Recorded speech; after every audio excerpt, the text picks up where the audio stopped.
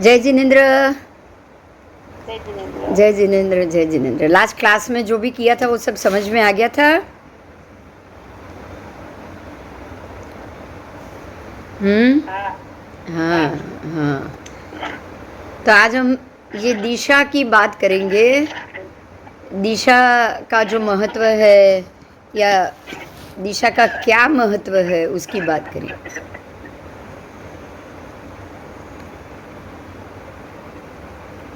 आओ। 10 दिशा बताई है शास्त्रों में। 10 दिशा बराबर रोचक से लेके हर एक दिशा के अंत तक, लोकांत तक जाती है। कहाँ तक जाती है? ये सारी दिशाएं लोकांत को स्पर्शती है, लोकांत तक जाती है और शुरू हो रही है बराबर अष्टरूचक यानी कि मेरू पर्वत, जम्बू द्वीप के मेरू पर्वत के मध्य से। और एक और महत्व का मुद्दा ये भी है कि ये जम्बू का ही मेरू है, बाकी ना घातकी खंड के 2 मेरू में से भी नहीं और अर्ध पुष्कर के 2 मेरू में से भी नहीं, उसके कहीं भी नीचे रोचक प्रदेश नहीं। तो ये एक बहुत ही महत्व का मुद्दा हो गया क्योंकि ये मध्य में जम्बू स्थित है, बराबर मध्य में जम्बू स्थित है और मध्य के जंक्शन से ही सारे 10 दिशाओं में ये रोचक प्रदेश के कारण एक वाइब्रेशन पास हो रहा है। समझ में आ रही है मेरी बात? ये एक वाइब्रेशन है, जमीन के नीचे से भूतल से बाहर आता है। ध्यान दीजिए, ये कहाँ से आ रहा है? भूतल से बाहर आ रहा है। कहाँ से आ रहा है बोलो? रोचक प्रदेश है कहाँ? जमीन के नीचे है ना? हाँ, जमीन के नीचे है रोचक प्रदेश, बराबर मेरू पर्वत और जो हमारी जो ये जम्बू द्वीप की सरफेस है, भूमि है, बराबर उससे नीचे आपको रोचक प्रदेश 1000 योजन नीचे मिलेंगे। कितना नीचे? 900 बोलूँगी मैं, 900। 1000 योजन तो ऊंडाई है, उसमें से 900 योजन छोड़ने के बाद रोचक प्रदेश खड़े स्थित। तो जो आपको जमीन के नीचे 900 योजन नीचे से जो वाइब्रेशन आ रहा है और वही वाइब्रेशन आपको संपूर्ण लोक के अंदर, कहाँ पे? तिर्यक लोक के अंदर। खाली तिर्यक लोक बोलूँगी मैं, ऐसा नहीं है तिर्यक लोक, ध्यान दीजिएगा। ऊर्ध्व में भी जा रहा है कि नहीं? ऊर्ध्व भी लोकांत को टच कर रहा है बराबर, और अधो में भी जा रहा है। सप्तम नारकी तक ये दिशा जा रही। तो पूरा का पूरा लोक आ गया, संपूर्ण लोक आ गया। कोण में से भी जाएगा तो सीधा बाहर। गाड़े की दूसरी होती है, जहाँ से शुरू हुआ ऐसा आड़ा पाटिया होगा और बाकी पर सीधी पीछे सीधी सीधी सीधी लाइन होगी। गाड़े की दूसरी ये एक आकार बताया है। आगे 2 रूचक मतलब गाड़े की दूसरी ऐसी हो जाएगी ना। देखो मैं बताती हूँ।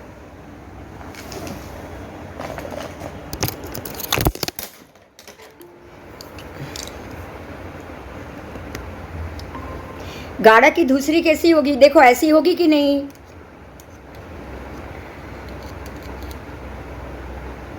ऐसी होगी गाड़े की दूसरी।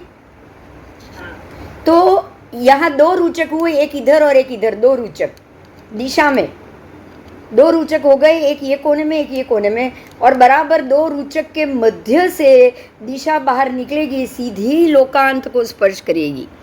हर एक दिशा के 2 रूचक, तो 4 मुख्य दिशा, तो 4 दिशा के 8 रूचक हुए। ध्यान दीजिएगा, अष्ट रूचक कैसे हैं? जैसे कि आपकी 4 दिशा है तो 4 दिशा के 8 रूचक हो गए, तो इसीलिए ये अष्ट रूचक है। क्या है ये? अष्ट रूचक। और ये रूचक भी कैसे हैं? जैसे ऐसा बोला गया है, वो सब गाय के आंचड़ की तरह, गाय के आंचड़ की तरह। मतलब हर एक दिशा में एक ऊपर है एक नीचे। गाय का आंचड़ कैसा होगा? देखो, आप सोच सकते हो।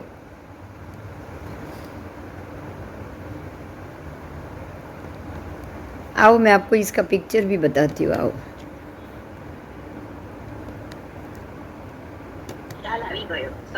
હા પણ મારે જોડે પિક્ચર બી લઉં ને સાથે કંઈ બીજો સવાલ આવે એમાં, એટલે देखो अब ये जो अष्टरूचक है, देखो खाली आपको दिखेगा 4 ही बराबर। तो 4 ये गाय का आंचल हुआ 4, तो 4 नीचे की तरफ और 4 ऊपर की तरफ, क्योंकि 100 योजन के प्रतर में बीच में बखोल है। समझ में आया? देखो 900 योजन नीचे जा रहे हो और 900 योजन के बाद नीचे के 100 योजन के बीच मतलब 2 प्रतर अलग हो गई, जगह अलग हो गई। आप है ना कभी कभी ये पंच मढ़ी और उस तरफ जाओगे ना, तो आपको बराबर नीचे पर्वत के नीचे 2 प्रतर के बीच में गैप मिलेगा। ये सारा जो हम लोनावाला जाते हैं तो जो आप अंदर से जाने के लिए, आर पार जाने के लिए जो गुम्बज बनाए हुए होती है ना, ट्रेन निकलती है, ये बनाई हुई है, मगर ये नेचुरली प्रतर है जो बराबर गाय के 4 आंचल ऊपर की तरफ और गाय के 4 आंचल नीचे की तरफ, मतलब हर एक दिशा में ऊपर एक रूचक है, एक नीचे रूचक है। आओ देखो ये इस प्रकार से देखो, आपको ऐसे 4 ही मिलेंगे ऐसे, तो 4 नीचे हो गए बराबर, बिल्कुल 4 ऊपर भी हो जाएंगे ऐसे ही। तो इस प्रकार से अष्टरूचक हो गए बराबर। और ये अष्टरूचक में से ये दिशा में ऊपर एक नीचे एक है, ऐसा इमेजिन करो, यहाँ नहीं दिखेगा पर एक ऊपर एक नीचे है। देखो आपको यहाँ मिलेगा, देखो ये गैप है, दिख रहा है आपको? 2 लाइन के बीच की जगह दिख रही है। तो ऊपर की लाइन है, ऊपर का प्रतर है, उसको प्लेट मानो, सीधी डीस मानो, और नीचे की लाइन है वो नीचे का प्रतर। तो ये 2 प्रतर के बीच में ऊपर 4 लटक रहे ऐसे, और बराबर ये नीचे के प्रतर के ऊपर भी 4, तो 4 के ऊपर 4 ऐसा पिक्चर होगा ना? हाँ होगा ना, समझ में आ गया ना? हाँ, तो ये जो अष्टरूचक है बराबर बीच में से जगह है, अड़ोअड़ नहीं है, ये बिल्कुल अड़ोअड़ नहीं है, एक के ऊपर एक अड़े हुए नहीं है। और ये इतना पतला हल्का प्रतर है, उसको क्षुल्लक प्रतर माना है। कैसा माना है? बिल्कुल क्षुल्लक, जैसा आप अब्रक की पतली प्लेट होती है कि नहीं, आपको पता है कहीं आप जाओगे, जैसे आपको मैं ऐसे ही पिक्चर तो आपको याद होगा, आप केदारनाथ तो नहीं, अमरनाथ की कल्पना करो, कैसे बखोल के अंदर शिवलिंग है कि नहीं? हाँ नहीं, फोटो तो देखा होगा कि नहीं, बहुत बार। फोटो देखा है। बस आप फोटो से सोचो ना, शिवलिंग कैसे ऊपर आया हुआ होता है, शिवलिंग जमीन से उपसा हुआ होता है कि नहीं? हाँ, तो ऐसे एक नहीं, यहाँ 4 मिलेंगे। कैसे मिलेंगे आपको? 4 रूचक, उसको रूचक बोला है। और बराबर ये 4 के ऊपर और 4 उल्टे कैसे लटक रहे हो? उल्टे, आप उल्टा शिवलिंग भी कल्पना करो। नीचे के प्रतर में सीधा शिवलिंग, ऊपर के प्रतर में उल्टा शिवलिंग। समझ में आया? ये पतली लाइन से, ऐसी पतली लाइन से एनर्जी सीधी बखोल से सीधी डायरेक्ट बाहर निकलेगी कि नहीं? फ्लो से बताओ। तो ये एनर्जी हमेशा लेजर किरण की तरह होती है, जानते हो आप? ये लेजर किरण या प्रकाश का किरण कैसे जाता है? स्ट्रेट जाएगा, किधर भी इधर उधर नहीं हिलेगा, बराबर। तो ये सीधी रोशनी निकलेगी। आप सोच लो कि ये नीचे का जो एरिया है, ये आपका जम्बू द्वीप का, मेरू का एरिया है, और यहाँ से निकल के सीधी बाहर निकलती है, सीधी लोकांत, यहाँ से निकलेगी सीधी लोकांत, ऊपर चारों दिशा में, अष्ट दिशा में निकलेगी सीधी लोकांत। और जो 4 दिशा है वहाँ ऊपर नीचे रूचक है ऐसे, इसमें मध्य से निकलेगी, लेकिन ये दिशा में रूचक, ये दिशा में रूचक। अब बीच का एरिया तो खाली नीचे के एक ही रूचक हुआ ना, उसको तो कोई रूचक प्रदेश है नहीं, तो बराबर बीच की विदिशा है, वहाँ बिना रूचक का जो बाकी का गैप का एरिया है ना, उसमें से सीधा एनर्जी प्रकाश बाहर निकल जाता है। समझ में आया? स्पीड कितनी हुई? स्पेस तो खाली 2 પતલા પ્રતર, બસ. આજે 8 રૂચક છે ને, એટલો જ આકાર. કઈ રૂચકનું માપ પણ કીધું નથી કશું. એનર્જીની સ્પીડ કેટલી? એનર્જી કેટલી સ્પીડ છે? સ્પીડ તો કોઈ સવાલ જ નથી, કારણ કે એ તો સીધી કોન્સ્ટન્ટ નીકળે છે ને. હા. જો એનર્જી નદીના ધોધ જેવી હોય, કેવી હોય ખબર છે? નદીનો ધોધ ધીરે ધીરે આગળ વધે, રાઈટ? અને આગળ વધીને છેક સુધી પહોંચ્યા પછી તો એ સીધો અહીંથી નીકળી ગંગા એના મૂળથી નીકળીને સીધી સાગરમાં સમાય, તો હવે કોઈ સ્પીડ ખરી? ના. નહીં. એટલે આની કોઈ સ્પીડનું માપ જ ન હોય, કારણ કે એ તો કોન્સ્ટન્ટ એક જ રસ્તો છે એનો, બહાર નીકળ્યા જ કરે, નીકળ્યા જ કરે, નીકળ્યા જ કરે. समझा है? हाँ हाँ, बस बस हमको यही समझना है कि ये उसका हाँ રૂચક છે ને એ કયા પદાર્થના બનેલા હોય? રૂચકના માટે આપણી પાસે શેનો બનેલો છે, શું છે એનું કોઈ ડિસ્ક્રિપ્શન નથી, પણ આપણા માટે એટલું જ સમજવાનું કે મેરુની નીચેના જે 1000 યોજન છે ને એના અલગ અલગ માટી, એના 3 કાંડ કીધા છે. કેટલા? 3 કાંડ. એમાં શર્કરા પણ છે, માટી છે એટલે કે ભૂકો માટી છે, શર્કરા એટલે મોટા ટુકડા છે, અને એક રત્નકાંડ છે. રત્નકાંડ છે તો ઉપરથી ચાલુ કરો, નીચે રત્નકાંડ આવશે.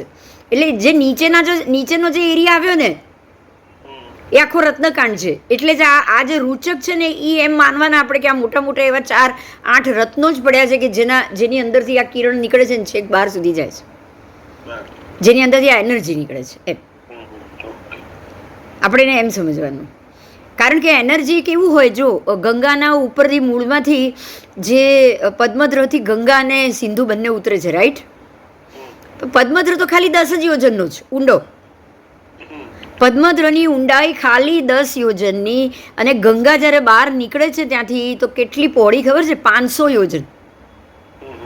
હવે 10 યોજનના કુંડમાંથી ઊંડાઈ 10, પહોળો તો 2000 છે નાની, પણ જે 10,000નો યોજનનો જે કુંડ, 2000 યોજન પહોળો અને 10 જ યોજન ઊંડો જે કુંડ છે, એમાંથી જે એનું નીકળવાનું પ્રવેશ દ્વાર છે ને એ જ 125 યોજનનું છે.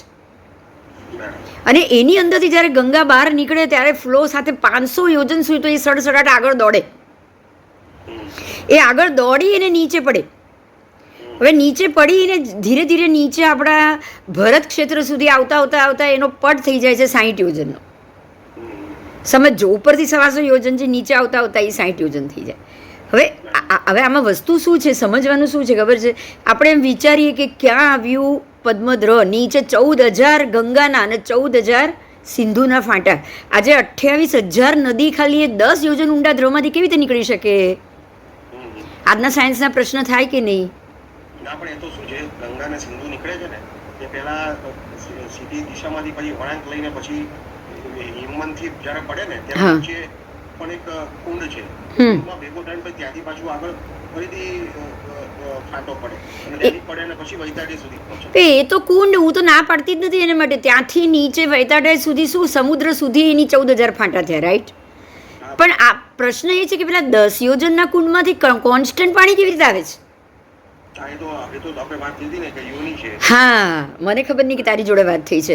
આ જગ્યાએ અપકાયના જીવોની યોની હોય જ્યાં કોન્સ્ટન્ટ અપકાય એટલે કે પાણીના જીવ ઉત્પન્ન થયા જ કરે. બસ સેમ પોઝિશનમાં તમારા જંબુના મેરુની નીચેના અષ્ટરૂચક પ્રદેશની અંદર એટલી એનર્જી છે, અને 8 પ્રદેશો ઉઘાડા છે. કેવા છે? ઉઘાડા ખુલ્લા છે ને, એને ઢંકાયેલા નથી. અને આખું તમે વિચારશો તો જે સીધે રસ્તેથી દિશા બહાર નીકળે છે ને, દિશાના કિરણો બહાર, કારણ કે 2 પ્રતર તો ખુલ્લા છે, રાઈટ? 2 પ્રતર વચ્ચે ક્ષુલ્લક પ્રતર કીધા. પ્રતર એટલે શું? તો કે એક આમ શું કહેવાય? પડ કહેવાય. પડ, અબરખનું પડ કેવું હોય એવી રીતે 2 પડ છે. એ 2 પડની વચ્ચેથી, એટલે એ 2 પડ તો આ છેડેથી આ છેડે સુધી પૂરેપૂરા પડ હશે જ. એવું તો હશે નહીં કે ત્યાં જ પડ હશે ને બાકી જગ્યાએ પડ ન હોય. એ તો શક્યતા નથી. આ તો જમીનની નીચે છે આ બધી વસ્તુઓ તો. એટલે એ જે 2 પડ છે એ 2 પડમાંથી જ્યારે બહાર નીકળે છે દિશા, તો જંબુની નીચેના 900 યોજન, એ 900 યોજને આપણે તો સીધું ભરત ક્ષેત્રની નીચેથી બહાર આવ્યું કે નહીં? 0 એ. સમજો હવે આ મુદ્દાને સમજો. આપણે ક્યાંથી નીકળે છે? આપણે જ્યાં નીકળે ત્યાં ભરત ક્ષેત્રની નીચેની ઊંડાઈ 0. સમજાય? કારણ કે ભરતની નીચેથી બહાર આવશે ને આ બાજુ. હવે એમ કેમ કારણ શું છે તો કે બરાબર એ સરફેસ છે ને સમભૂતલ પૃથ્વી જંબુની ઉપરની ત્યાંથી 790 એ સૂર્યચંદ્ર ને 900 યોજન સુધી. બરાબર. એટલે જેમ અહીંયા 900 એ નીચે ઉપરથી નીચે ઉતરો ઉપરની ભૂમિથી, જો સમજો આ વસ્તુ સમજવા જેવી છે. જંબુ મેરુ પાસે ઉપરની ભૂમિથી નીચે 900 ઉતરો છો ત્યારે રૂચક છે, અને એની જંબુની આ કિનારેથી 900 ઉપર ચડો છો ત્યારે તમારા ગ્રહ મંડળ પૂરા થયા. બરાબર. જો તમે આ સિચ્યુએશન જુઓ, બે બાજુ 900 છે, અને આ જ સિચ્યુએશન દરેક પ્રદેશને આવી, અડીદ્વીપને આવી, ઘાતકી ખંડમાં પણ બરાબર જમીનથી ઊંચે 900 એ મંડલા પૂરા થયા. આગળ પણ જાઓ, જમીનથી 900 એ માંડલા પૂરા. અચ્છા, અસંખ્ય દ્વીપ સમુદ્ર જે આપણા અઢીદ્વીપની બહારના છે, એમાં જે સ્થિર તારા જ્યોતિષ ચક્ર છે એ પણ બધા જમીનથી 900 એ પૂરા. એવું આપણી પાસે છે કે બધા 900 યોજન? બધે બધો એ જ પાઠ, સેમ જગ્યા, રત્નપ્રભા પૃથ્વીથી દરેક જગ્યાએ 790 એ ગ્રહો શરૂ થાય અને 900 એ પૂરા થાય.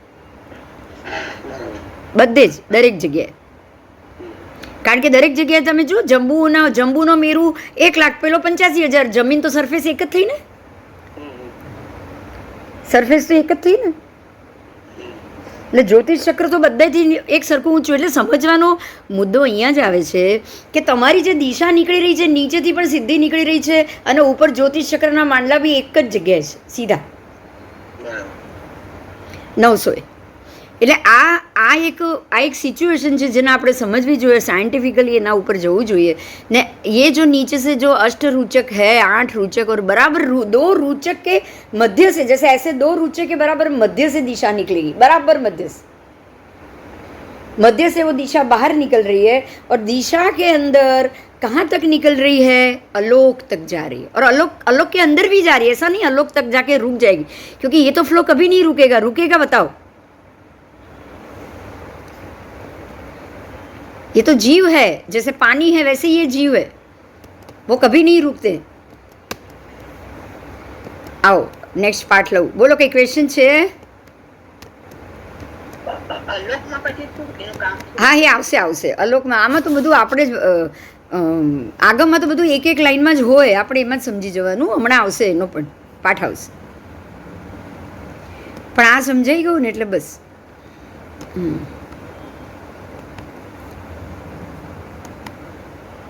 આવો. એટલે હવે તમે ક્યાં છો? તો કે લોકના પૂરા તિર્યક લોકના મધ્ય ભાગમાં છો, અષ્ટરૂચક. એ હવે સમજાઈ ગઈ ને આ વાત બી? પૂરા તિર્યક લોકના મધ્ય ભાગમાં છો, અને હવે હું વાંચી રહી છું, એ સાંભળો. तेने विषय तिर्यक लोक के मध्य भाग रूप 8 प्रदेश का रूचक कहा गया है, जहाँ से ये 10 दिशा निकलती है. और ये दिशा है पूर्व, पश्चिम, ईशान, पूर्व दक्षिणा, पश्चिम उत्तरा. इस प्रकार से 10वें शतक में ये कहा गया है, और यही लोक का मध्य भाग भी है. इंद्री पूर्व दिशा की आदि में क्या है और वो कहाँ से निकल रही? तो उसकी आदि में कितने प्रदेश? गौतम स्वामी ने बहुत सारे सवाल कर दिए. कितने प्रदेश की उत्तरोत्तर वृद्धि हो रही है, और जो वृद्धि हो रही है वो कितने प्रदेश तक हो रही है, उसका अंत कहाँ है और उसका आकार कहाँ है, सब पूछ लिया. परमात्मा कह रहे कि हे गौतम, इंद्री दिशा की आदि में रूचक है. मतलब ये कि ये अगर आपकी सारा अढ़ीद्वीप का ये एक रज्जु हो गया, देखो आपको दिख रहा है चौरस, ये एक रज्जु हुआ हमारा तिर्यक लोक. हाँ, तो अब बराबर मध्य से निकलेगी सीधी इंद्री. तो ये इंद्री दिशा की आदि हो गई, पूर्व की आदि हो गई, यही पश्चिम की भी आदि हो गई. ये यहाँ से पूर्व है, पूर्व जा रही है तो ये पूर्व की आदि. पश्चिम भी यहाँ से ही निकल रही है तो पश्चिम की आदि, उत्तर की आदि, दक्षिण की आदि, उसके बाद सारे विदिशा की आदि, ऊर्ध्व की भी आदि, अधो की भी आदि. तो पूर्व की आदि में ये दिशा में रूचक है, और वो रूचक में से निकलती है. उसकी आदि में 2 प्रदेश है. समझ में આવ્યું? હવે બોલો, સમજાય છે? पूर्व पूर्व की आदि से निकल रही है, दो रुचक है तो दो प्रदेश हो गए। निकलने के प्रदेश कितने हुए पूर्व में? दो, क्योंकि दो प्रदेश से दिशा निकल रही है। पूर्व में दो प्रदेश से दिशा निकल रही है और रुचक से निकल रही है, उसकी आदि में दो प्रदेश है तो दो प्रदेश की उत्तरोत्तर वृद्धि हो रही है। मतलब उत्तरोत्तर वृद्धि आगे आगे बढ़ रही है, आगे आगे बढ़ रही है।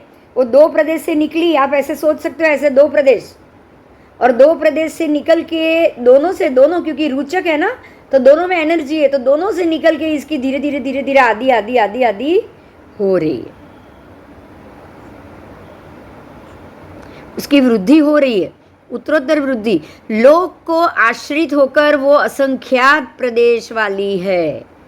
अब इसके कितने प्रदेश होंगे बताओ? रज्जु कितने प्रदेश का है? एक रज्जु, 8 एक रज्जु कितने प्रदेश का? असंख्य। असंख्य, असंख्य। तो एक रज्जु असंख्य हुआ, आधा रज्जु भी असंख्य ही है, बराबर? आधा भी असंख्य, तो ये पूर्व से तो आधा रज्जु तक आगे जाएगी, तो ये जो लोक को आश्रित है वो असंख्यात प्रदेश वाली हुई हुई। जो लोक से आश्रित इंद्रिय दिशा है वो भी असंख्यात, पश्चिमी है, उत्तर है, दक्षिण है, वो सारी असंख्यात प्रदेश होगी। और अलोक में तो कितनी जाएगी पता ही नहीं है ना? बोलो, पता है अलोक में कितनी जाएगी? नहीं, क्यों? क्योंकि जब इतना बड़ा चौरस अलोक है तो अलोक के बीच में लोक तो खाली इतना छोटा ही है ना। आपने पहले पिक्चर देखा हुआ है, बराबर? पूरे गोल थाली के ऊपर अलोक हो तो इतना छोटा सा, आपकी उंगली जितना ही लोक, एक बड़ी थाली जितना अलोक और आपकी इतनी उंगली जितना लोक, बराबर? बराबर। तो लोक में, ये लोक से बाहर निकल के पूरी अलोक की जो थाली है वहां तक जाने में कितने प्रदेश आएंगे उसको?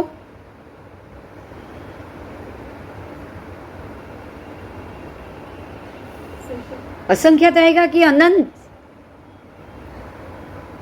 अनंत आएगा ना? अनंत आएगा। असंख्य से ज्यादा हो तो अनंत कहा जाता है, बराबर?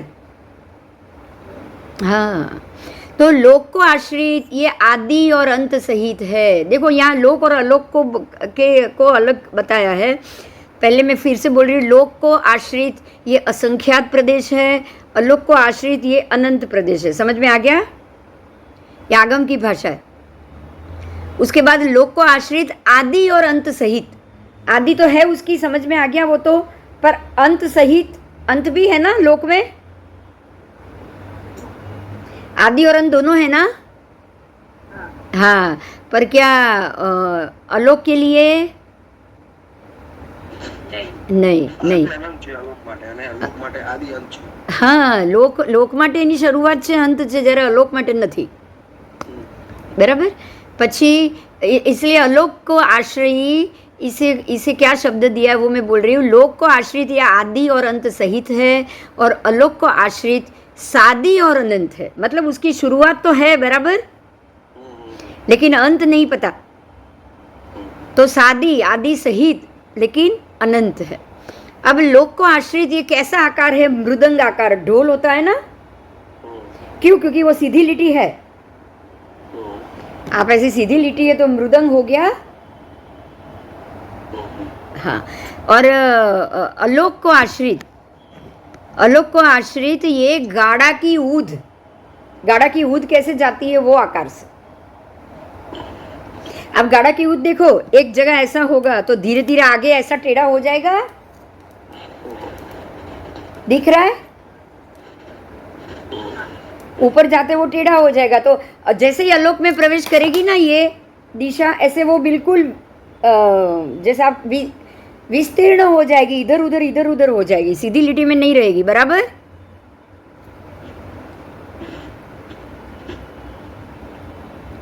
आओ,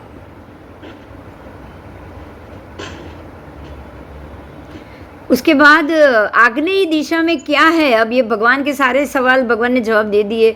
गौतम स्वामी ने फिर से सवाल पूछा, आग्नेय दिशा की आदि में क्या है? मतलब ये अग्निकोण शुरू हुआ, देखो दिशा तो समझ में आ गया, दो रुचक में से निकल रही है, बराबर?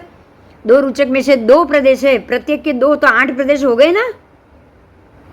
हाँ, तो अब कोण में क्या है, चारों कोण में, तो परमात्मा कह रहे कि आग्नेयी दिशा की आदि में रुचक है, वो रुचक से निकल रही है, उसकी आदि में एक प्रदेश है। तो यहाँ से क्या निकलेगा, एक ही प्रदेश। जब वहाँ यहाँ 2 प्रदेश से निकल रही थी दिशा में, यहाँ से वो एक ही प्रदेश में निकल रही है। मतलब कैसे होगा, सुनो, रुचक तो 8 ही है, बराबर। रुचक तो 8 ही है ना, रुचक तो ज्यादा है नहीं, अष्टरुचक बोला है, राइट।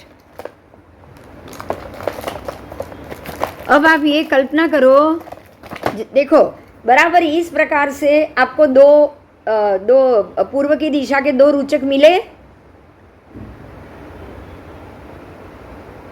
ऐसे 2 रुचक मिले पूर्व में, हाँ, और पश्चिम में भी 2 रुचक होंगे, तो ये बराबर उसके बीच में से एनर्जी ऐसे ही बाहर निकलेगी।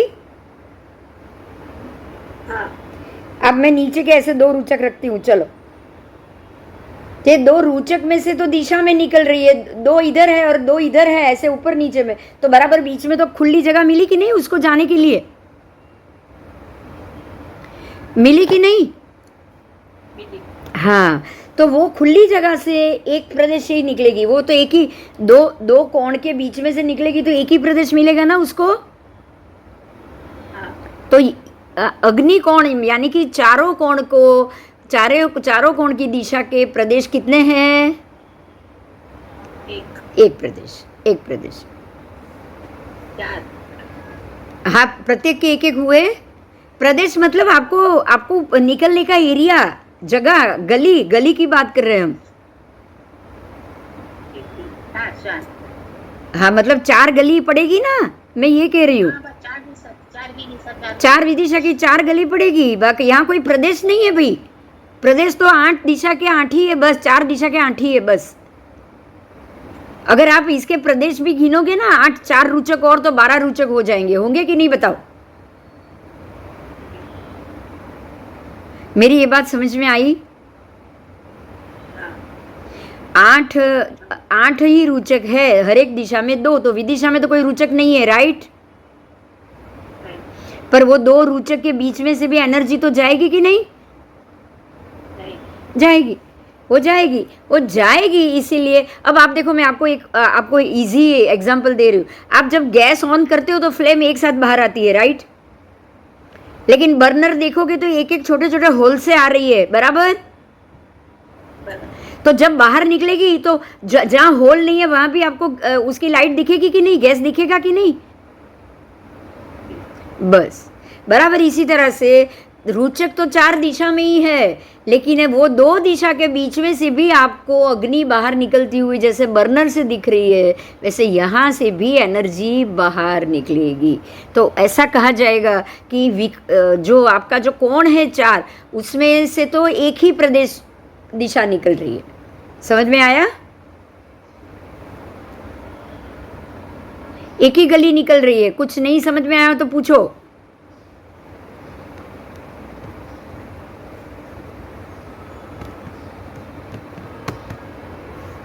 आओ।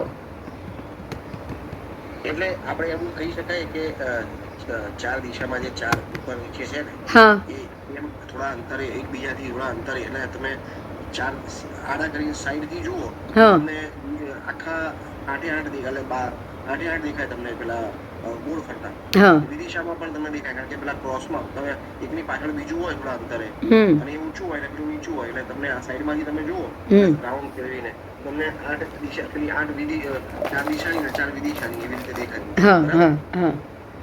જો હવે તમને હું આ જ વસ્તુને હું બીજી રીતે એકવાર ડ્રોઈંગ કરીને સમજાવું, જુઓ તો તમને કદાચ વધારે ક્લિયર થશે। તમે છે ને ખાલી નીચેના 4 રૂચક દોરો, નીચેના 4 દોરો, ઉપરના નહીં, નીચેના 4 દોરો। હવે આ 4 બાજુમાં દોરો। જો આ પિક્ચરમાં જ છે, જો હું તમને ફરીથી હવે પિક્ચરમાં લઈ જાઉં ઉભા। પિક્ચરમાં તમે જોયા ને 4 રૂચક,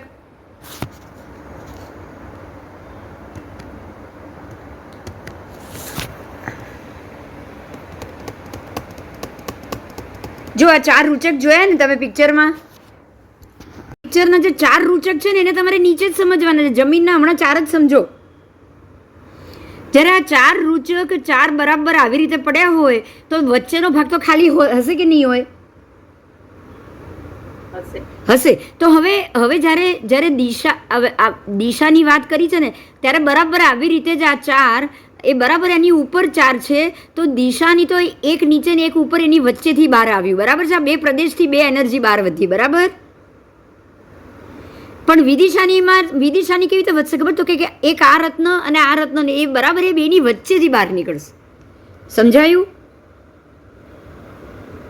તમે ચાર લાડવા મૂકો છો તો બરાબર વચ્ચેથી નીચેથી જગ્યા હોય છે કે નથી હોતી? મને એ કહો. ચાલો. આ જુઓ તો, હા, આ જુઓ તો, આ ચાર દોરીમાં બરાબર. ઉભા રહો એક જ મિનિટ. હા બોલો.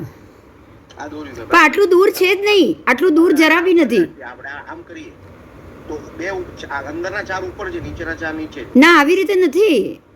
તો આ તમે એમાં તમે ચાર જ દોરો, એટલે હું 8 દોરવાની ના પાડું છું. તમે ખાલી 4 દોરો એકદમ બાજુમાં નજીક, જો આ પિક્ચરમાં જે રીતે વચ્ચે ખાલી જરાક જગ્યા રાખીને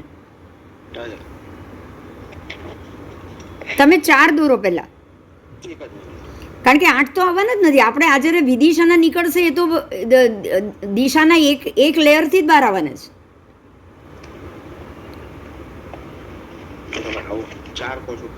હા, ખાલી 4 પણ એકદમ અડોઅડ આવશે, એકદમ અડોઅડ.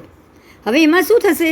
આ 4માં રૂચકમાં તમે રાખો પિક્ચર, જો આમાં આ બે જે છે ને, આ બે એની વચ્ચેથી પણ પ્રકાશ તો બહાર નીકળવાનો જ છે ને. હા હા, બસ બસ બસ. આ ચાર રૂચક છે, બીજા ચાર જે લાગી ઉપર ને નીચે હોય ને, ચાર ઉપર ને ચાર નીચે. આ છે ને 4 એક પ્લેટના, નીચેની પ્લેટના અને 4 ઉપરની પ્લેટના. તમે સમજ્યા હવે? ઉપર જ બીજું હોય. हाँ, એની એક્ઝેક્ટ ऊपर नीचे. आ તમારી આ पहलो बीजो वीडियो है ने એટલી बस, પણ વચ્ચે જરાક पतली जगह. इस शॉर्ट में इस मुद्दे को हम ये समझेंगे कि जो 4 रूचक दिशा के नीचे और 4 रूचक ऊपर है, दोनों रूचक के मध्य भाग में से 4 एक दिशा के 2 प्रदेश बाहर आएंगे और विदिशा से एक दिशा का प्रदेश बाहर निकलेगा. तो जैसे दिशा के 2 रूचक के प्रदेश लोकांत तक गए, वैसे विदिशा का एक रूचक का प्रदेश भी लोकांत तक जाएगा. बराबर? आओ.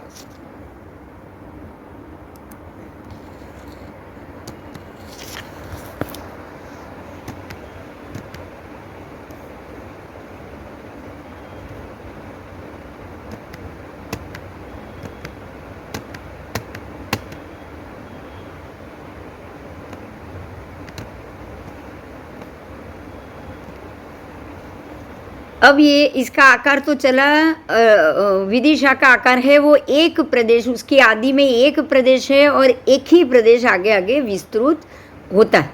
उत्तरोत्तर वृद्धि और एक ही प्रदेश विस्तार युक्त है, लेकिन उत्तरोत्तर वो वृद्धि रहित है. ये समझना है.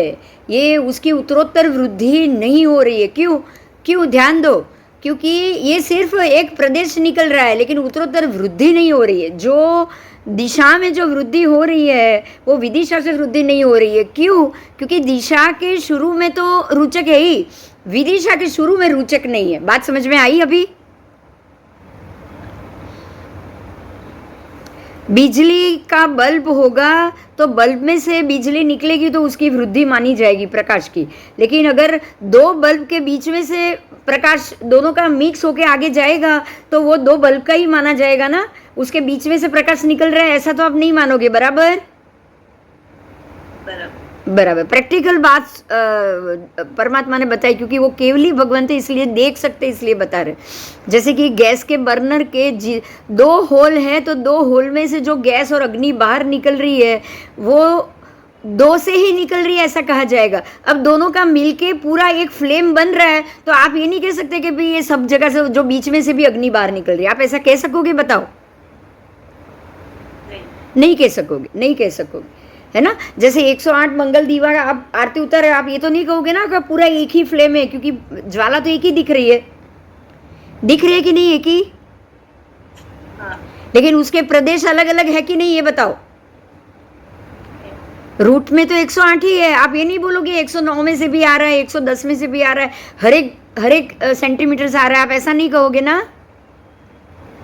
नहीं.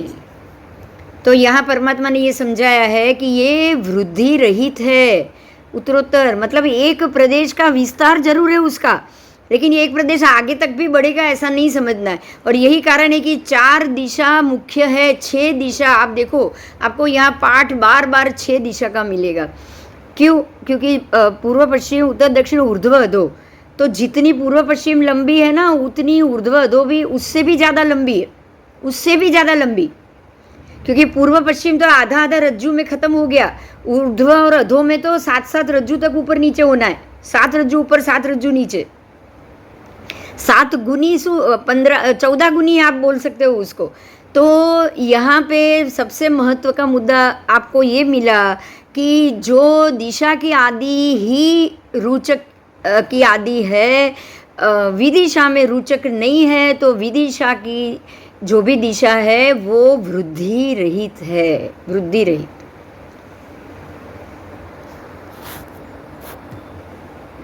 आओ अब इसका एक और आकार बताया है।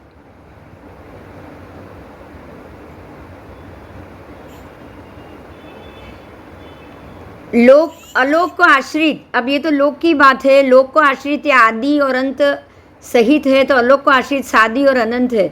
और टूटी हुई मोती की माला का आकार कहाँ पे? अलोक में। कहाँ पे? अलोक में वो टूटी हुई मोती की माला जैसी। लोक तक तो सीधी मोती की माला आएगी, लेकिन सीधी मोती की माला तो अगर आप डोरे में परोगे तो एक ही सीधी बनेगी ना लाइन, लेकिन अगर वो माला का डोरा टूट गया तो सारे मोती बिखर गए, तो अब वो सीधी लाइन है नहीं। तो लोक तक वो सीधी मोती की माला है, और लोक के बाद ये माला टूट जाए, मोती बिखर जाए, ऐसे दिशा बिखर जाएगी। लेकिन अलोक में भी दिशा जरूर है, ऐसा नहीं समझना कि दिशा नहीं है, बराबर। अब याम्या दिशा, याम्या का मतलब है यक्षिण। याम्या क्यों नाम है पता है? ये शास्त्र, हमारा शास्त्र कह रहा है याम्या। याम्या क्या? याम्या क्या मतलब ही है दक्षिण दिशा के जो देव है, लोकपाल, वो है यमदेव। यमदेव है, इसलिए उसको याम्या कहा गया है। और ऐन्द्री दिशा, पूर्व को ऐन्द्री क्यों कही? क्योंकि उसके देव है इंद्रदेव, उसका देव इंद्र है, इसीलिए उसको ये ऐन्द्री कहा गया है। और ये पाठ आपके शांति में आता है, आप ध्यान से याद करो। सोम यम वरुण कुबेर, तो सोम का मतलब ही है इंद्र, सोमदेव भी है उसका दूसरा नाम। और सोम यम, तो पूर्व के बाद सीधी दूसरी दिशा दक्षिण आएगी ना, तो यम देव का मतलब ये याम्या दिशा। सोम ऐन्द्री दिशा, पूर्व दिशा, क्योंकि उसके देव है सोम इंद्र, और यहाँ का दक्षिण दिशा का देव है यम, इसलिए उसको कहा गया है याम्या। अब आप किसी को कहोगे कि भाई दक्षिण दिशा तो यम की दिशा है, तो ये हमारा धर्म नहीं कह रहा है, बोलो आप ऐसा कहोगे? बताओ। नहीं। अब आप ये कह दो कि नहीं ये जैन धर्म नहीं है, ये हिंदू धर्म की बात है, मतलब ये गलत है, अब इसको ही गलत कह दोगे, तो परमात्मा ने तो उसको याम्या दिशा बोला ही है, क्योंकि यम की दिशा है, ये भी बोला है। सोम यम, यम देव भी, सोम यम वरुण कुबेर, चारों दिशा के ये 4 देव है। कुबेर उत्तर दिशा के, वरुण पश्चिम दिशा के। तो अब हम ये कह सकेंगे कि ये सारा हमारे हिंदू धर्म की बात है, हमारे जैन में नहीं, आप ऐसा कह सकोगे? बताओ। अब नैऋत्य देखो, सारी बात देखो, नैऋत्य दिशा, नैऋत्य कौन से है? अग्नि, अग्नि कौन और नैऋत्य कौन? तो अग्नि कौन के देव अग्नि, और नैऋत्य कौन के देव है नैऋत्य। नैऋत्य दिशा के देव का नाम ही है नैऋत्य, और नैऋत्य को ये हिंदू शास्त्रों ने, वास्तुशास्त्र में नैऋत्य राक्षस का नाम दिया हुआ है, पता है आपको?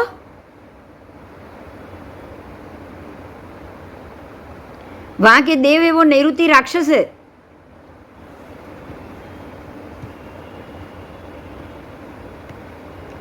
ठीक है, तो इस प्रकार से 4 दिशा, जैसे अभी आपका खाली पूर्व और अग्नि 2 का ही पाठ आया आपको, तो पूर्व दिशा की तरह चारों दिशा जान लो, अग्नि कोण की तरह चारों कोण जान लो, तो 8 दिशा हो गई आपकी।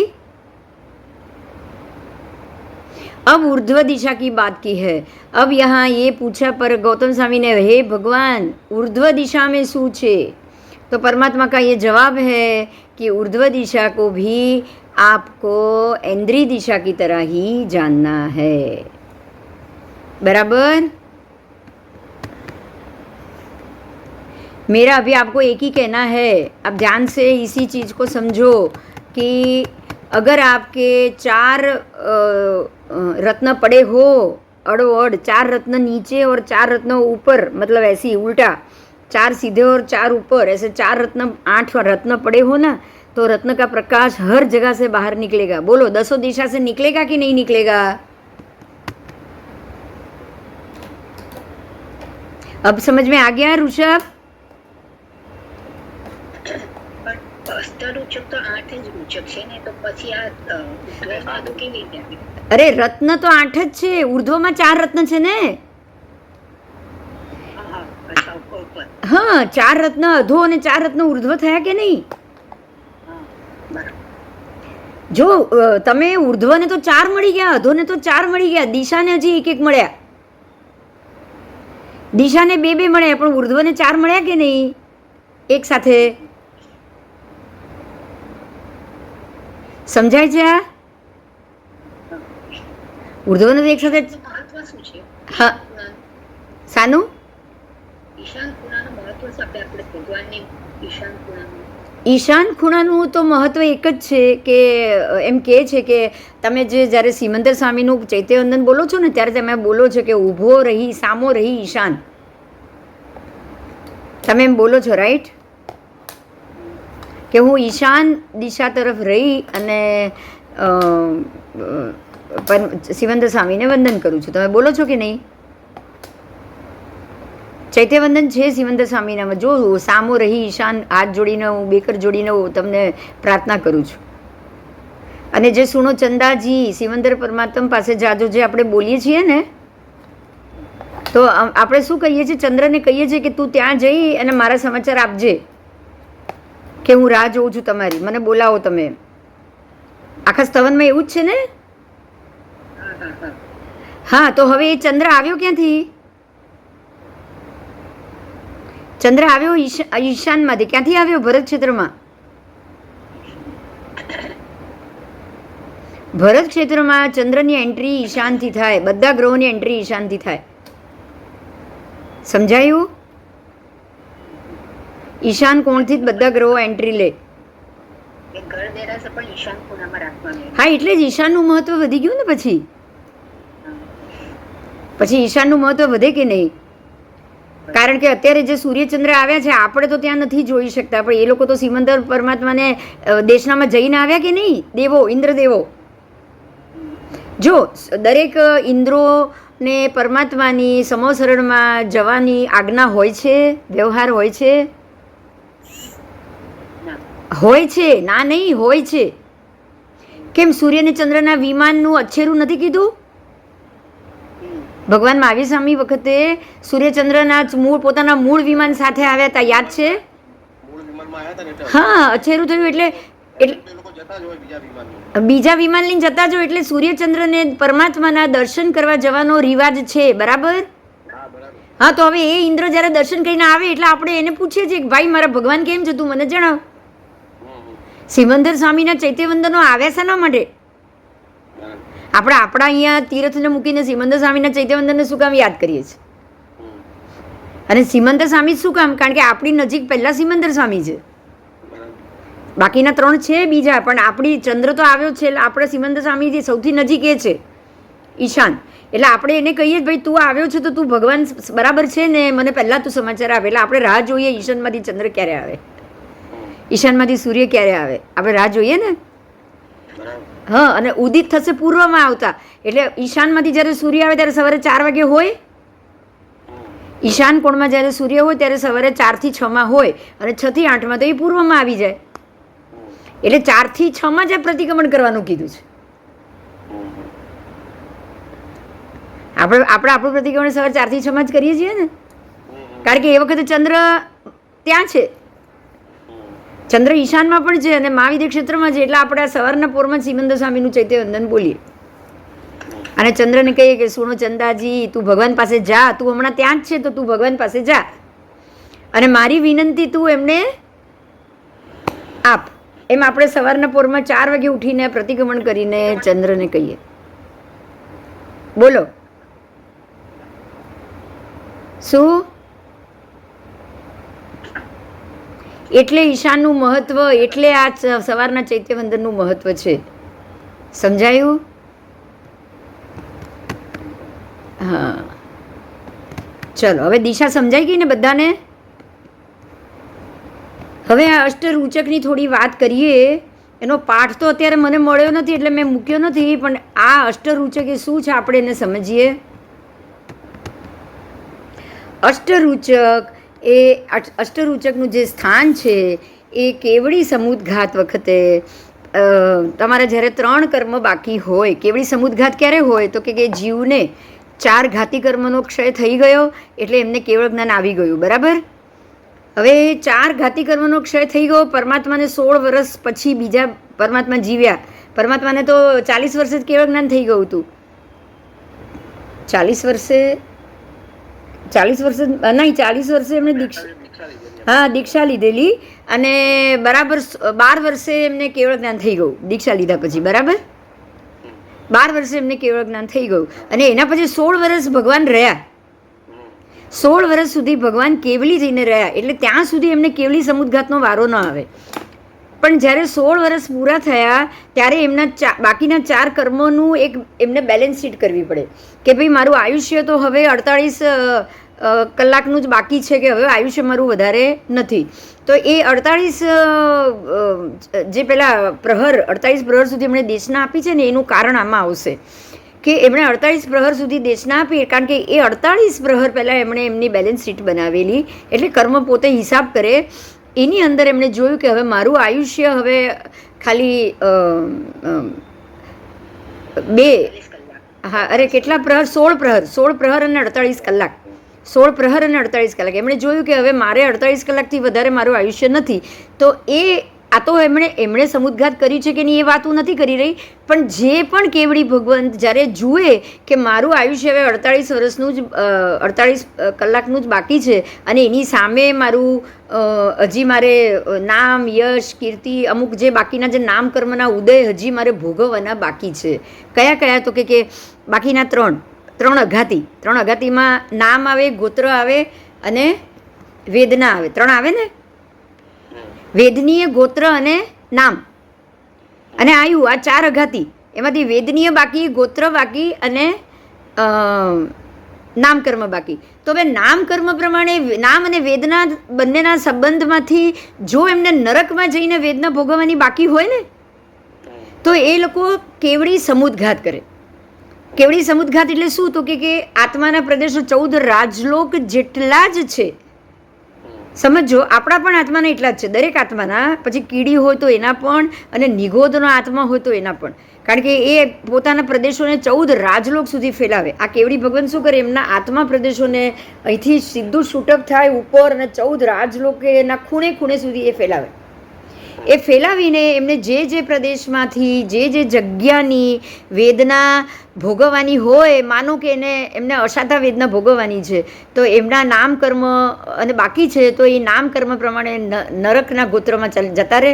નારકીમાં જઈ અને એમના જે વેદના ભોગવવાની છે એ પીડા એક જ સમયમાં ભોગવીને આવી જાય. કેટલા સમયમાં? એક જ સમય. આ પ્રક્રિયા ખાલી એક જ સમય છે. અહીં એક સમયમાં એ 14 રાજલોકના સંપૂર્ણ પ્રદેશમાં જ્યાં જ્યાં એમને ભોગવવાની બાકી છે બધી ભોગવી અને બાકીના 3 કર્મોને ઝીરો કરી નાખે. તો એ કેવી રીતે થાય છે હવે એ સમજો. એના માટે પણ કોઈ આધાર તો જોઈએ ને, શક્તિ તો જોઈએ ને. બાકી આત્માને એમને જ કરવાની હોય તો એમને 14 રાજલોકમાં ફેલાવવાની જરૂર ખરી? બોલો, આત્મા પોતે તો આ કામ કરવાનું નથી. આત્મા પોતે તો એ કરવાનું નથી આ કાર્ય. એટલે એ કેવલી ભગવાન પોતાના આત્મા પ્રદેશના જે 8 ઉઘાડ છે, જે ઢંકાયેલા છે, એમાંથી હજી 3 કર્મો ઢંકાયેલા છે ને. 3 છે. નામ આ છે ને એટલે ખાલી થાય જે તીર્થંકરને આયુષ્ય કર્મનો ક્ષય થવાનો હોય અને બાકીના કર્મની વૃદ્ધિ હોય હા તો એમને બેલેન્સ કરવું પડે. જો આયુષ્ય કર્મ પ્રમાણે બાકીના કર્મની ઘટાડો હોય અથવા એના પ્રમાણમાં હોય તો એમને સમુદ્રઘાત કરવાનો ના આવે. મહાવીર સ્વામી ભગવાનને નામ કર્મ ખાલી બાકી હતું એટલે એમણે સમુદ્રઘાત નહોતો કર્યો, પણ નામ કર્મના લીધે એમને 48 કલાક પ્રહર દેશને આપવી પડેલી. એ તો આપવી જ પડે ને. નામ કર્મમાં જ આવ્યું ને પૂતગલ, શબ્દ પૂતગલ ક્યાં આવે? શબ્દ પૂતગલ, એમને શબ્દો બોલવાના જ બાકી હતા. હા, એટલે જ્યારે નિબિડ ગ્રંથિ તૂટે પછી તમારા દેશોના વિપુલ પરાવર્તન કાળ સુધીના કર્મ ગ્રંથની સિદ્ધિ બંધાય. હવે બંધાય જ્યારે તમે ભોગવતો જ્યારે તમને કેવળ જ્ઞાન પ્રાપ્ત થાય ત્યારે તમારા જે અગાધી કર્મ બાકી રહ્યા એ અગાધી કર્મની અંદર તમારી જો આયુષ્ય કર્મથી બીજા કોઈ કર્મ વધારે હોય થોડા તો તમારે એને બેલેન્સ કરવા પડે, તો તમારે સમુદ્રઘાત કરવો પડે એને આયુષ્ય કર્મના માપથી લાવવા માટે, કારણ કે તમારો અંતિમ ભાવ છે. હા, બસ બસ. બાકીના કર્મો જો આયુષ્ય કર્મથી નીચા હોય હમ. સમુદ્રઘાત કરવાનો આવે નહીં, કારણ કે એ કર્મ આયુષ્ય કર્મ થતા પહેલા ખોરવાઈ જાય એટલે એનો ઘાત થઈ જાય. એટલે હવે આ કેવલી સમુદ્રઘાતમાં એક મહત્વનો મુદ્દો શું આવ્યો કે આયુષ્ય કર્મને તમે પ્લસ માઇનસ નથી કરી શકતા. જો પહેલો મહત્વનો મુદ્દો આવે. એ તો ભગવાને કીધું ને કે કોઈ પણ માણસ, ઇન્દ્રએ વિનંતી કરી કે ભસ્મ ગ્રહની અસર જે તમે એક સમય સુધી રોકાઈ જાઓ, તો ભગવાને કીધું કે કોઈ પણ વ્યક્તિ કોઈ પણ વસ્તુ એક સમયનો પણ આયુષ્યમાં વધારો ઘટાડો નથી કરી શકાતો, બરાબર. અને હવે એ બાકીના ઘાતી કર્મમાં પણ કોઈ વધારો ઘટાડો નહીં, એટલે એ તમારે પૂરેપૂરા ભોગવવા પડે. એ ભોગવવા માટે સમુદ્રઘાત કરવો પડે. हाँ, અને આ સમુદ્રघात खाली तीर्थंकर परमात्मा नहीं पर प्रत्येक केवली भगवान को करना पड़ता है. बस જેને બાકી હોય એ બધાને કરવા પડે. હવે સમજો, હવે મુદ્દો ક્યાં આવે છે તો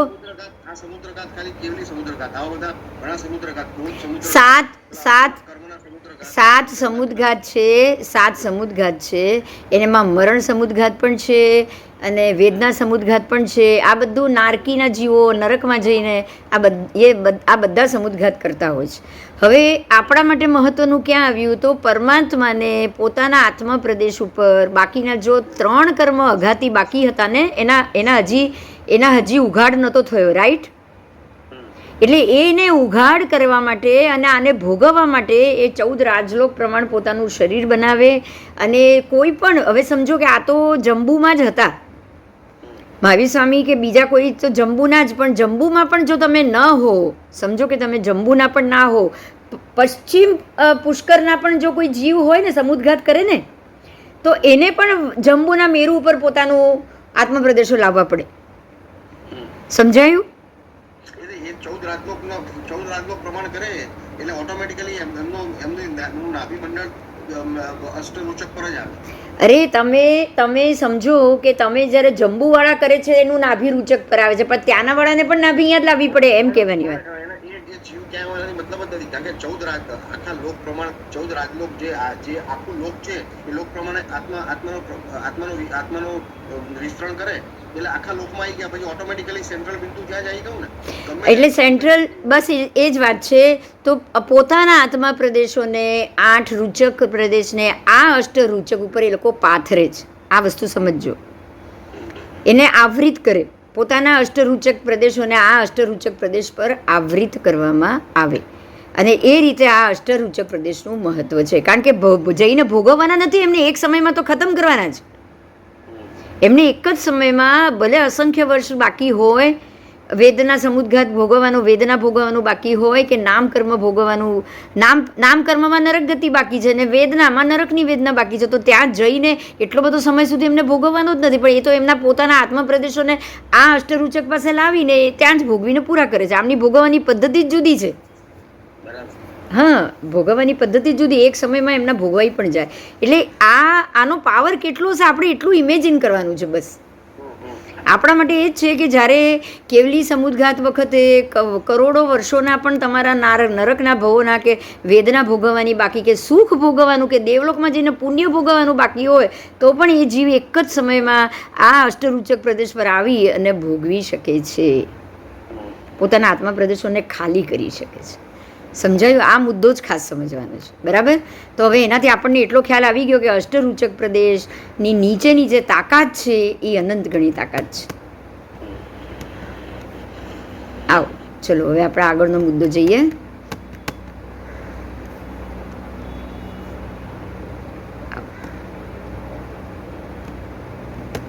હવે આપણું અષ્ટરૂચક અહીંયા પૂરું થયું. એના પછીમાં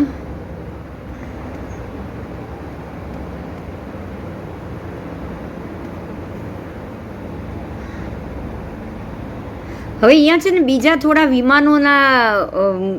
विमान भी बताए हैं। आकाश के ऊपर आप 790 योजन से लेकर 900 योजन पे जाओगे तो खाली ज्योतिष चक्र नहीं है, अन्य भी विमान है। उसको जानना है कि अन्य किस किस देव के विमान। तो सूर्याभ देव का सूर्याभ विमान, एक सूर्याभ देव है और उनका सूर्याभ विमान है, वो कहाँ आया है, ऐसा भगवान को प्रश्न किया। परमात्मा ने कहा, हे गौतम, जो मंदर पर्वत के दक्षिण में, मंदर पर्वत के दक्षिण भाग में, मतलब हमारे भरत क्षेत्र के भी पीछे के भाग में, रत्नप्रभा नाम की जो पृथ्वी है उसके भूभाग से ऊंचाई, कितनी ऊंचाई पे, तो सूर्य, चंद्र, ग्रह, नक्षत्र, तारा जो 790 से लेकर 900 योजन में ये जो ज्योतिष चक्र आया है, वो ज्योतिष चक्र छोड़ो, उससे भी लाखों, करोड़ों, सैकड़ों, हजारों योजन ऊपर जाओ, तब वहाँ पे सौधर्म कल्प देवलोक है। समझायु? सौधर्म कल्प। अब ये सौधर्म कल्प जो देवलोक है वो कल्प पूर्व पश्चिम लंबा, उत्तर दक्षिण चौड़ा और आकार में अर्धचंद्र के समान ये वहाँ पे ऊपर स्थित है। किरणों के प्रकाश से जगमग होता है, हो रहा है। उसकी लंबाई चौड़ाई असंख्य कोटानुकोटि योजन, कितना, करोड़ करोड़ से मल्टीपल करो, ऐसे असंख्य योजन उसकी लंबाई चौड़ाई। सौधर्म कल्प इतना बड़ा है, उसका घेराव भी उतना ही है। और वो सौधर्म कल्प में सौधर्म देवों के 32 लाख विमान आवास है। कितने? 32 लाख। ये सौधर्म देवलोक की बात की, यहाँ पे 32 लाख विमान आवास। और ये सारे विमान आवास सर्वरत्नमय से बने हुए हैं, इसीलिए दर्शनीय भी है और असाधारण सुंदर है। समझ में आ गया आपको? पहले सौधर्म देवलोक की जगह समझ में आ गई? हमारा ये जो आकाश में सूर्य, चंद्र, ग्रह, नक्षत्र है, वहां से करोड़ों करोड़ों योजन ऊपर जाने के बाद सौधर्म देवलोक, और सौधर्म देवलोक पूरे असंख्य योजन में फैला हुआ है, क्योंकि वो भी पूरा एक रज्जु प्रमाण है। बराबर? अब ये जो एक रज्जु प्रमाण का जो सौधर्म कल्प है, वो उसमें तो 32 लाख सौधर्म के विमान आए, लेकिन इस जो 32 लाख विमानों के मध्य में ऐसा सोचो कि ऐसा सौधर्म देवलों के 32 लाख विमान ऐसे छूटे हैं, तो वो 32 लाख विमान के बीच में 5, कितने, 5 अवतंसक विमान है। कैसे? अवतंसक, ये विमान का ये प्रकार है अवतंसक। उसके नाम है अशोक अवतंसक, सप्तपर्ण अवतंसक, चंपक अवतंसक, चूतक अवतंसक और सौधर्म अवतंसक। 5 अवतंसक विमान है। बराबर? એટલે વચમાં સૌધર્મનું ગોળ વિમાન હોય, એની બાજુમાં જે 4 દિશામાં 4 ગોળ જ હોય પછી સૌધર્મ કલ્પ તો પૂરા 32 લાખ વિમાનો સાથે છે। એ તો મને ખબર છે, પણ પહેલા ગોળ ચોરસ ત્રિકોણ એવી સળંગ પંક્તિઓ આવે, પછી પુષ્પ વગેરેના આજુબાજુ આવે। આ જે સળંગ પંક્તિ જાય ને સીધી જાય છ, ઉત્તર દક્ષિણ પૂર્વ પશ્ચિમ। જે ચાર તમે જે કીધા ને વિમાન, આ સૌધર્મનું વિમાન પહેલું ગોળ હોય વચમાં, હવે એ બાજુમાં 4 જે હોય 4 ગોળ હોય કે અલગ અલગ? એવી રીતે નહીં, આ તો બધા દક્ષિણમાં જ કીધા છે આપણને। અચ્છા, 5 દક્ષિણમાં, એટલે આપણા ભરતની ઉપર છે। જો હું બોલું, ફરીથી બોલું, પહેલા હું બોલી ગઈ, આ જે 5 અવતંસક વિમાન છે ને, એમાં સૂર્યાભદેવનું સૂર્યાભ વિમાન આવ્યું, પણ એ 5 જે વિમાન છે ને અવતંસક 5, એ બધા જ આની દક્ષિણે છે। હું પહેલા જંબુદ્વીપના મંદર પર્વતની દક્ષિણે છે। ક્યાં છે? મેરુથી દક્ષિણમાં આવ્યું, ખાલી દક્ષિણ દિશામાં જ 5 છે। હા, એટલે એક મિનિટ, સૌધર્મ આમ ઉપર, પણ મેરુથી દક્ષિણ તરફ ઉપર, એટલે સૌધર્મની પણ દક્ષિણ ભાગમાં આવ્યું। સૌધર્મ 4 બધી દિશામાં આવ્યો કે નહીં? તો સૌધર્મના બધા ઘેરાવામાં, દક્ષિણ ઘેરાવામાં 5 વિમાન આવ્યા।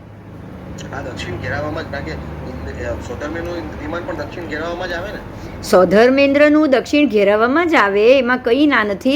અરે બધામાં આવ્યો, સૌધર્મનું દક્ષિણમાં છે એવું નથી। સૌધર્મ તો પૂરેપૂરું બધી દિશા વિદિશામાં આવી ગયો, કારણ કે સૌધર્મની ઉપર ઈશાન છે, બે બાજુમાં નથી। ના, હમણાં આપણે જો હવે પેલો જવાબ આવ્યો, જો અડધું અડધું સમજતા હતા એ ખોટું. આજે આપણે ગઈકાલે જ આ વસ્તુ કરી કે આ નકશો બરાબર નથી. હા જો આનાથી વધારે સાબિત થયું, જો આનાથી ક્લિયર થયું. હા, એનો પાઠ ક્યાં છે? કયો પાઠ? આ તમે કીધું આ ગાથા હું બોલું રાય પસેણી સૂત્રમાં. રાય પસેણી સૂત્ર એનું અધ્યયન 9 નંબર અને ગાથા છે 27મી. એમાં આ પાઠ છે કે જે સ્વધર્મ કલ્પ છે એના 32 લાખનો ઘેરાવો ને વિમાન, એની પહોળાઈ, આ બધું આખું સ્વધર્મનું જ છે. એટલે બાજુમાં ઈશાન છે એવું નથી માનવાનું. એ ક્લિયર થઈ ગયું હવે, બરાબર? એટલે આપણે જે પેલા એક સ્વધર્મ, એક રજ્જુ આખો સ્વધર્મનો, બીજો રજ્જુ આખો ઈશાનનો આવશે હવે.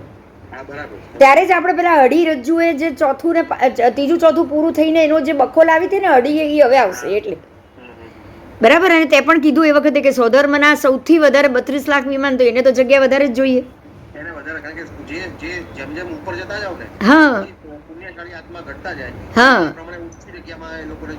હા, એટલે હવે જો આ બધો તાળો મળી ગયો ને આજે તાળો મળી ગયો.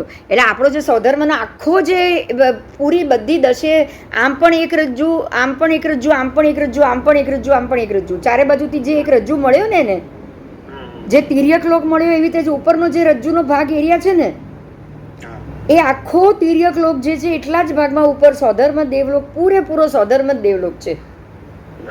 એટલે આપણે ઈશાન, આપણી ભરતની ઉપર જાઓ કે ઐરાવતની ઉપર જાઓ કે છેક છેડે બીજા બધા પર્વતની ઉપર જાઓ, બધે મારે છે ને આ એક મેં પાઠ વાંચ્યો હતો, એમાં મારે કન્ફ્યુઝન આ થતું હતું કે જે સ્વધર્મેન્દ્રનું જે શકેન્દ્રનું જે વિમાન છે ને, એ વિમાન એક્ઝેક્ટ મેરુની ઉપર, આપણે જંબુદ્વીપની ઉપર, જંબુદ્વીપના આકારનું છે. હવે વિચાર ત્યારનો એ કરતો હતો કે જો અડધા ભાગમાં હોય તો આખા જંબુદ્વીપ ઉપર સ્વધર્મેનું ગોળ વિમાન કેવી રીતે હોય.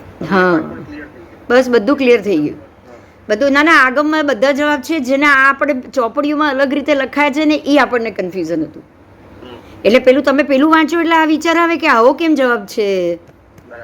હા, બરાબર સમજાઈ ગયું? આ સરસ. ચાલો આગળ. મેં એટલે તો આવા એક પાના જ બધાના ભેગા કર્યા છે ને, કે જેમાંથી આપણને આનો જવાબ મળી શકે. હવે બીજું છે न्याय धर्म कथा. उसमें से चंद्र के बिंब के मामले में परमात्मा ने एक बात कही है, वो बहुत ही बढ़िया बात है, इतनी बढ़िया बात है कि पूछो ही नहीं. इसलिए ये पाठ मैंने यहाँ रखा है. अध्ययन नंबर है 10, न्याय धर्म कथा, और उसके 141वां सूत्र है ये.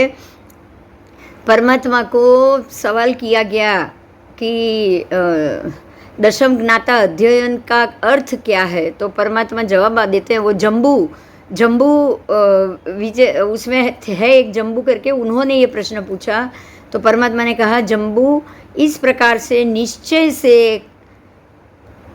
उस काल में, उस समय में राजगृही नगर में परमात्मा ने ये जवाब दिया है. श्रेणिक राजा वहाँ पे आए हैं, श्रेणिक राजा ने भी ये धर्म देशना सुनने के लिए आए. और उस वक्त गौतम स्वामी ने एक प्रश्न किया कि हे भगवान, जीव किस कारण से हानि को प्राप्त करता है. देखो सवाल अलग है, भगवान ने उसके लिए एग्जाम्पल बहुत सुंदर दिया है, और ये एग्जाम्पल ही इतना सुंदर है कि पता नहीं क्या. इससे आपको मतलब हम अपने जीव प्रदेश को समझ पाएंगे, हम उसको फील कर पाएंगे. ऐसा सुंदर जवाब है. सुनिए कि परमात्मा को ये सवाल किया गया, गौतम स्वामी ने किया है कि हे भगवान, जीव किस कारण से हानि प्राप्त करता है. मतलब कि जीव किस प्रकार से दुर्गुण प्राप्त करता है. हानि का मतलब समझ में आ रहा है? हानि का अर्थ घटना नहीं है, जीव घटता नहीं है, लेकिन जीव पाप कर्म से भारी कैसे हो रहा है. हानि का मतलब क्या होगा बताओ? हानि का अर्थ ये हुआ ना कि जीव का नुकसान कैसे बढ़ता है.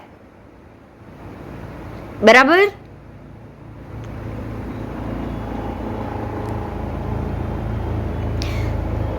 भगवान ने ये जवाब दिया है कि जीव शाश्वत है, जीव अनादि है और अनंत है, और इसलिए उसकी संख्या में कभी भी हानि वृद्धि संख्या में नहीं होती है. समझ में आई ये बात? मतलब कि कितना भी पापी आत्मा हो, कितना भी पाप ज़्यादा करे, कितनी भी सज़ा भोगे, उसके कितने भी टुकड़े हो जाए नरक में, उसके आत्म प्रदेश की हानि कभी नहीं होती. ऐसे वृद्धि भी कभी नहीं होती. बराबर।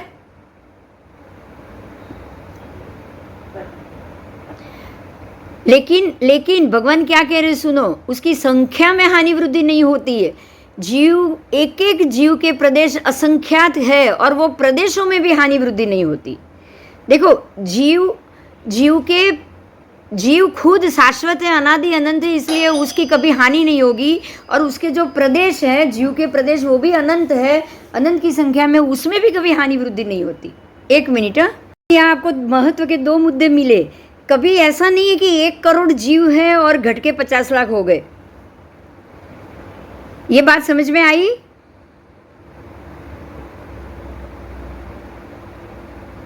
हाँ,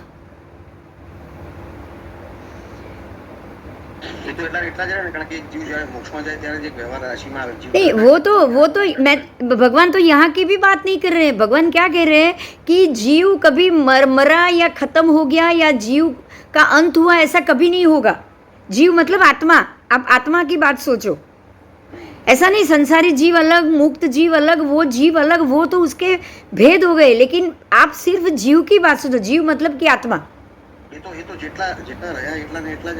हाँ, मतलब ये भगवान यही कह रहे हैं कि ना जीव की संख्या में कमी होगी, ना उसके प्रदेश में कमी होती है। ये बात समझ में आ गई? નથી જીવ નંબરથી ઘટતા, નથી જીવ એના પ્રદેશોથી ક્યારે બી ઘટતા, બરાબર? પણ એ ઘટે છે શું? જ્યારે પણ તમે જે હા,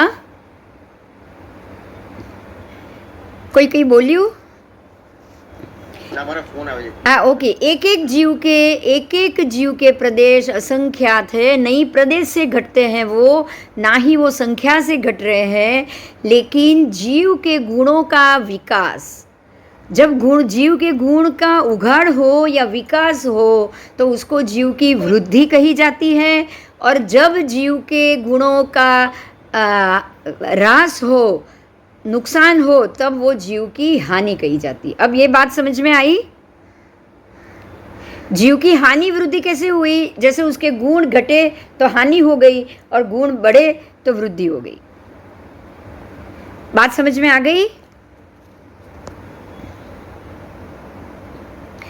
अब आगे तो ये कैसे जानना है, मतलब अब जीव के गुण बढ़े तो क्या हुआ और जीव के गुण घटे तो क्या हुआ? तो भगवान इसके लिए जवाब दे रहे हैं कि हे गौतम, जैसे कृष्ण पक्ष की एकम का चंद्र, ध्यान देना, एकम का चंद्र और वद एकम का चंद्र और पूनम का चंद्र, बोलो दोनों में अपेक्षा में कौन सा चंद्र हीन है?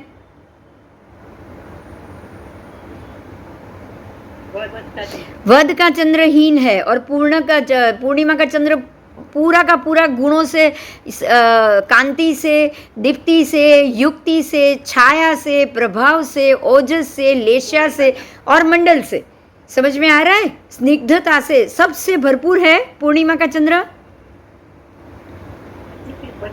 मैं फिर से बोल रही हूँ, सुनो, ध्यान से सुनो, कितनी तरह से वो पूर्ण है। तो पूर्णिमा का चंद्र वर्ण से पूर्ण है, सौम्यता में पूर्ण है, स्निग्धता में पूर्ण है, कांति में पूर्ण है, दीप्ति से पूर्ण है, युक्ति से पूर्ण है, छाया से पूर्ण, प्रभा से पूर्ण और ओजस से पूर्ण, मतलब प्रकाश से पूर्ण, लेश्या से भी पूर्ण और मंडल से भी पूर्ण। वो हर तरह से पूर्ण है। जबकि उसके सामने अमावस, वद एकम, अमास का तो दिखेगा ही नहीं, पर वद एकम का चंद्र वो कांति से भी हीन हो गया, स्निग्धता से भी हीन हो गया, वर्ण से भी हीन हो गया, सौम्यता से भी हीन, दीप्ति से, युक्ति से, छाया से, प्रभाव से, ओजस से, लेशा से और मंडल से, सबसे हीन हो गया। हाँ, एक ही कला का चंद्र, आप मानोगे कि यार ये ठीक है? हीन होगा कि नहीं? एक कला का चंद्र और सामने 16 कला का चंद्र, बोलो दोनों में डिफरेंस में कौन सा अच्छा है और कौन सा घटा हुआ है, हीन है और कौन सा वृद्धि वाला है? बस, तो बराबर इसी तरह से जीव की प्रदेशों की हालत होती है। अब समझ में आया?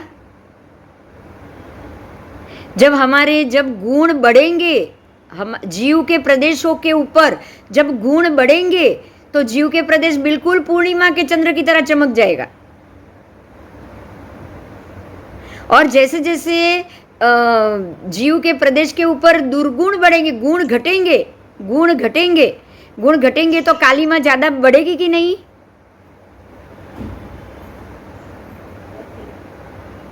हाँ हाँ, तो काली माँ ज्यादा बढ़ेगी, कालिक ज्यादा बढ़ेगी। जैसे जैसे कालिक ज्यादा बढ़ेगी वैसे वैसे जीव हानि को प्राप्त करता है। अब समझ में आ गया?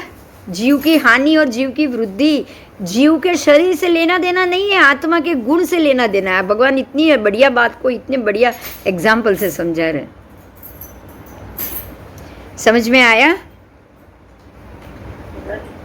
हाँ, जब हमारे गुण बढ़ेंगे तो पूर्णिमा के चंद्र की तरह जीव के प्रदेश हो जाएंगे, और जब हमारे गुण घटेंगे ना तो अमावस के चंद्र की तरह हमारे जीव के आत्मा के प्रदेश हो जाते हैं। जब कर्म से लेपित होता है ना आत्मा, तो बराबर अमावस के चंद्र की तरह लेपित होता है। अब समझ में आ रहा है कर्म कैसे लगते हैं, लगने के बाद आत्मा प्रदेश कैसे होते हैं? ये एग्जाम्पल से क्लियर हुआ? बहुत सुंदर दिया है ना भगवान ने।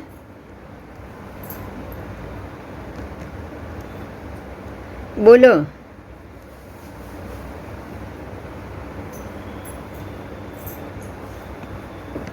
तो अब गुण बढ़ाना और हानि को रोकना संभव है कि नहीं? है, वो संभव है।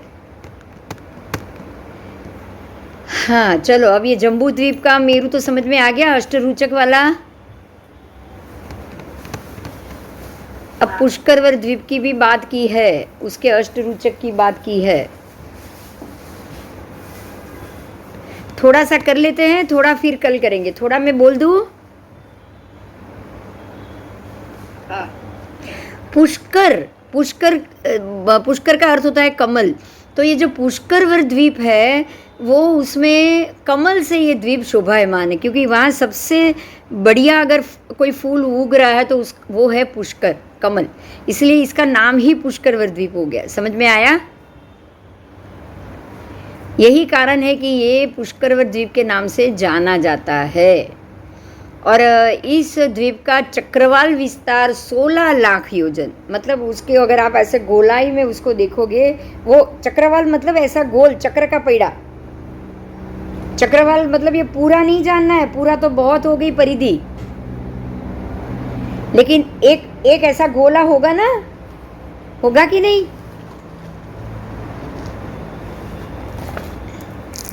ये चक्रवाल विस्तार हुआ। ये क्या हुआ? दिख रहा है? हेलो, दिखाई से। तो पूर्व पुष्कर भी 16 लाख और पश्चिम पुष्कर भी 16 लाख, बराबर?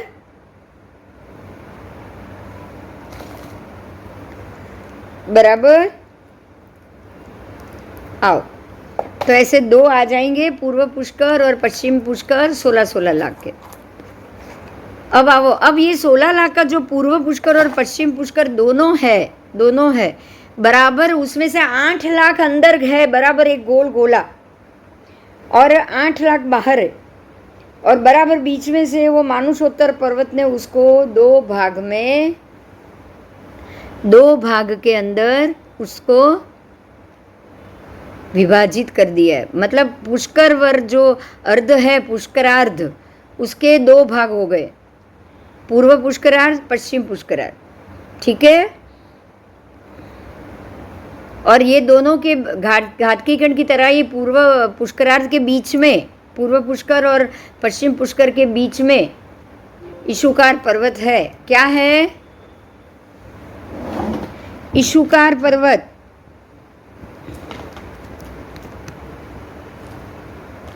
आओ,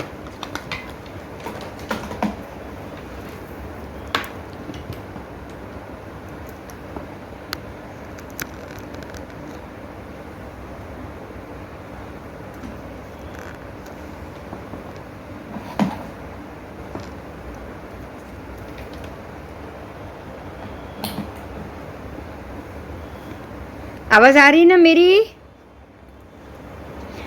हाँ, अब ये पूर्व पुष्कर और अर्ध पुष्कर, ये मानुषोत्तर पर्वत के कारण दो विभाग हो गए, और दोनों पुष्कर में भी एक एक मेरु है। पूर्व पुष्कर में एक मेरु है और पश्चिम पुष्कर में भी एक मेरु है।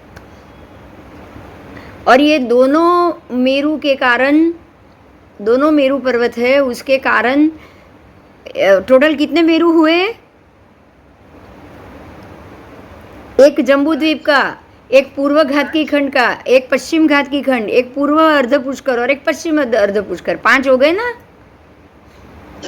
हाँ, तो उसमें से जम्बू का मेरु है 1 लाख योजन ऊंचा, लेकिन बाकी के 4 मेरु है 84 हजार योजन ऊंचा। समझ में आया? हाँ, जम्बू का मेरु ही है 1 लाख ऊंचा, बाकी के दोनों 84 हजार ऊंचा। उसके बाद वर्षधर पर्वत भी 400 योजन ऊंचा, उसके जो वर्षधर पर्वत है वो भी 400 योजन ऊंचे।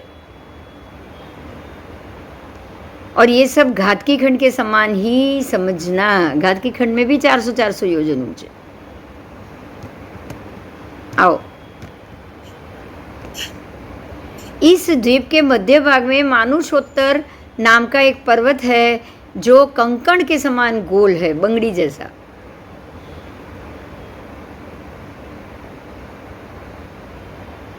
इसने चारों तरफ से संपूर्ण दिशाओं में पड़े हुए मनुष्य क्षेत्र को घेर के रखा है। मतलब ये जो पर्वत आ गया पूरे गोल, उसके अंदर आ गया मनुष्य क्षेत्र। तो ये मनुष्य क्षेत्र को ये घेर के रखा है, 2.5 द्वीप को, इसलिए उसका नाम है मानुषोत्तर पर्वत, कि जिसके उत्तर में मनुष्य है। समझ में आया? मानुषोत्तर मतलब जिसके उत्तर में मनुष्य हो ऐसा पर्वत। आओ, अब जितना क्षेत्र घातकी खंड में पर्वत और क्षेत्र है, उतने ही क्षेत्र और पर्वत पुष्कर वर्ग के अर्ध विभाग में है। मगर घातकी खंड से पुष्कर वर्ग में रहे जो भी क्षेत्र, वर्षधर पर्वत आदि का आकार, ऊंचाई, नीचाई, विस्तार, लंबाई सब घातकी खंड से अलग। तो एक पहला हुआ जम्बू द्वीप, फिर 2 हुए घातकी खंड, और बाद उसके बाद अर्ध पुष्कर, तो टोटल 2.5 द्वीप हुए। जम्बू द्वीप 1, घातकी खंड दूसरा और अर्ध पुष्कर आधा, तो टोटल 2.5 द्वीप, इसलिए 2.5 द्वीप कहे गए। और 2.5 द्वीप के अंदर कुल 5 मेरु, 30 वर्षधर पर्वत, 35 क्षेत्र, भरत आदि क्षेत्र, और 35 क्षेत्रों में से 5 भरत क्षेत्र, 5 ऐरावत क्षेत्र, 5 महाविदेह क्षेत्र। 35 में से ये 15 जो क्षेत्र है वो है कर्म भूमि, ठीक है, और बाकी की जो है वो अकर्म भूमि।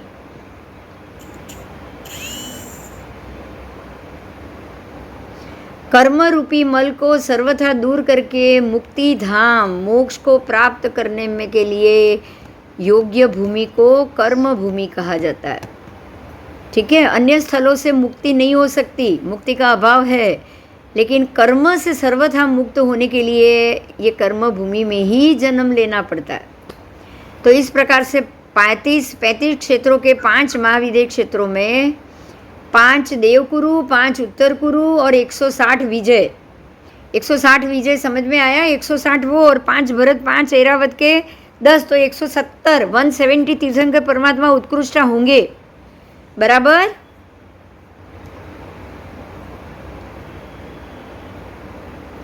उसके बाद 56 अंतर्द्वीप जो केवल लवण समुद्र में ही है, और जम्बू और लवण के अंदर ही ये अंतर्द्वीप है, बाकी के कोई द्वीप में अंतर्द्वीप नहीं है। पुष्करवर द्वीप में जो मानुषोत्तर पर्वत है, वो जो पुष्करवर द्वीप के मध्य में किले की भांति गोल खड़ा है, मनुष्य लोक को घेरे हुए खड़ा है, इसीलिए उसको मनुष्य लोक कहा गया है। और ये पुष्करवर द्वीप में 72 चंद्र, 72 सूर्य, फिर 6336 ग्रह, 2016 नक्षत्र और 48,22,200 कोड़ा कोड़ी तारा, उसका समूह। ठीक है, 48,222 के ऊपर 16 शून्य लगेंगे, आप समझ सकते हो, इतने ज़्यादा तारे। ये सारा जीवा जीवाभिगम धर्म संग्रह और ललित विस्तरा में से लिया गया है। आओ चलो अब ये एक मुद्दा समझ लेते हैं, फिर देखते हैं, आप बोलोगे तो मैं बंद कर दूंगी। आओ, जम्बू द्वीप से चारों ओर से आप लवण समुद्र में जाओगे तो लवण समुद्र सब जगह दोनों तरफ 2-2 लाख चौड़ा आया, हाँ या ना? हाँ। तो आप जम्बू से लवण में जाओगे तो गोतीर्थ में क्या होगा, स्लोप आएगा या सीधा जाना है, कैसे जाना है आपको? स्लोप आएगा, बराबर। तो जम्बू किनारी बिल्कुल धीरे धीरे स्लोप बढ़ेगा, ऐसा? हाँ। किनारी तो सीधी रहेगी, यहाँ पे स्लोप नहीं है, पर धीरे धीरे ऐसा उतरेगा ना। हाँ, तो उतरते उतरते बराबर मध्य में, ध्यान दो, अब आप मध्य से बाहर आओ, लवण का मध्य है ये, देखो मेरे हाथ से मालूम पड़ जाएगा, ये लवण का मध्य है। तो मध्य से अगर बाहर आए तो 95,000 योजन आपको ऊपर चढ़ना है। हाँ। तो ऊंडाई में कम हुआ, मध्य से बाहर निकलोगे तो ऊंडाई में कम होगा, पानी ऊंडाई में कम होगा, बराबर ना। तो लवण के मध्य भाग से किनारे की तरफ आप जा रहे हो तो 95 प्रदेश प्रति योजन पानी में कम होगा, बराबर। समझ में आया? तो गोतीर्थ कैसा है, समझ में आ गया? ये लवण समुद्र का गोतीर्थ।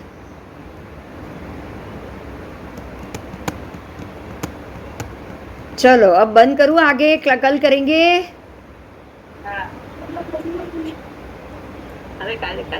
હા, હવે કાલે જ ટોપિક હવે આમે બદલાયો છે। હવેનો ટોપિક છે ને એ થોડું 27 ગ્રહ નક્ષત્રનું ને એ બધાનું આવે છે।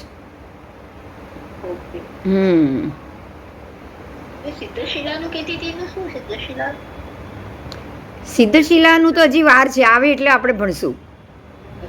આ વાર છે, એના પહેલા બધું આવે છે, પતાવું ને, લાઈનથી જ જઈએ ને આપણે। હા હા, એમાંથી એકમાંથી બીજો મુદ્દો નીકળે છે ને એટલે આપણો એમાં ટાઈમ નીકળી જાય છે જરા। અષ્ટરૂચકમાં જો 2 ક્લાસ જતા રહ્યા, રાઈટ? અષ્ટરૂચકમાં જ 2 ક્લાસ, પણ હવે જરૂરી બી હતું સમજવાનું। હા હા, તો મેં કહ્યું ને, અમદાવાદ મળ્યો હમણાં, કેટલી ચર્ચા કરી, અને એને ઘણી ખબર છે એટલે એને બહુ મજા પડી ગઈ। એને ઘણી ખબર હતી ને એટલે બધું પકડાઈ ગયું તરત। એ આ ભરતના ભરત જ સમજે, પણ એના હવે આગમના જવાબ મળે તો વધારે આનંદ આવે ને બધાને। જેને આનું નોલેજ હોય એને જો આગમના જવાબ મળે ને, એને તો એના જેવો તો આનંદનો પાર કોઈનોય નહીં, સમજી લેજે। જો એને આજે બી બીજો જવાબ મળ્યો કે સ્વધર્મની બાજુમાં ઈશાન નથી, ને તો એમ જ માનતા હતા કે સ્વધર્મ ઈશાન બાજુમાં જ। શું? આ તો એક રજ્જુનો સ્વધર્મ અને એક રજ્જુનો ઈશાન થયો। એટલે આ બધા લેક્ચરથી જ સાબિત થાય છે।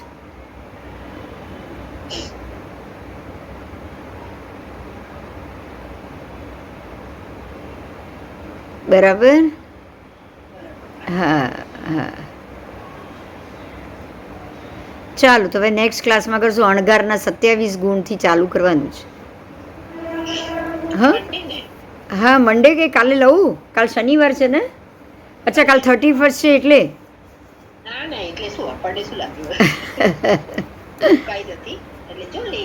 હા, જોઈ લઉં છું કેવી રીતે લઉં છું। આમ તો કાલે એ પણ ઘરે જ હશે સિદ્ધાર્થ બી, એ તો બપોરના તો સૂઈ જશે, એટલે આ ટાઈમે કંઈ મને કંઈ બહુ પ્રોબ્લેમ નહીં આવે। જો લેવાશે તો હું લઈ લઈશ। તમને બધાને ફાવે એવું છે ને અમિતાબેન? બસ, તો ઉલટાનું આ રજા હશે તો પેલો એ આવશે, પણ મને નથી લાગતું કે 31 આપણે કોઈ રજા હોય। હા હા, બરાબર? હા, ચાલ ચાલ, જય જિનેન્દ્ર, જય જિનેન્દ્ર।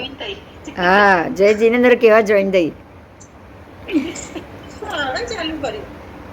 બીજા ધર્મને કે બીજા ધર્મના જ્ઞાનને મિથ્યાત્વ કહેવું ને આ જ મોટામાં મોટું મિથ્યાત્વ છે, સમજી લે.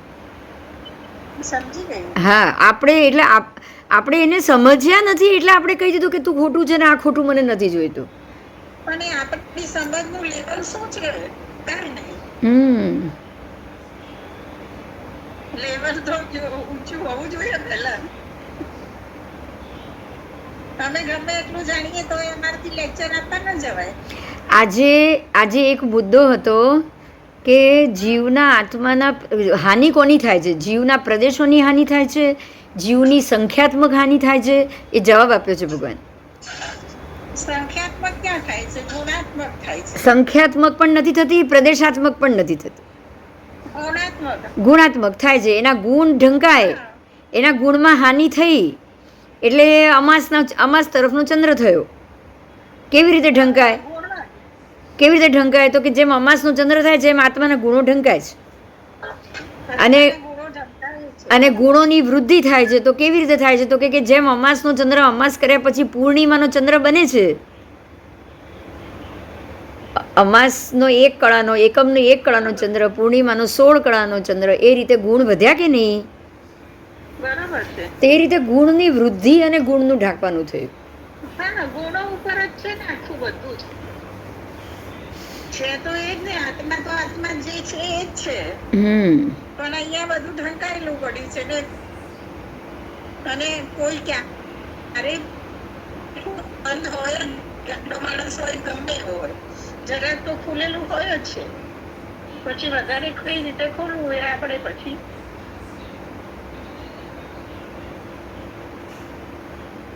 બધા આવ્યા હતા આજે. આજે નૂતન નથી, બસ બાકી બધા હતા. નૂતન બેન નતા અને તું નથી. અચ્છા, છોકરો આવ્યો હતો. હા અચ્છા, સરસ. એને સવાલો પૂછ્યા? હા હા, બસ એને પૂછ્યા એટલે બસ તમારું કામ છે. એ તો તું સાંભળજે, ઘણા જવાબો છે. પણ એટલે જ આ સવાલ થાય બહુ જરૂરી છે, સમજી તું? સવાલ થાય તો એ જવાબ સાથે રેકોર્ડિંગમાં આવે, એ બધાને ફાયદો. હા,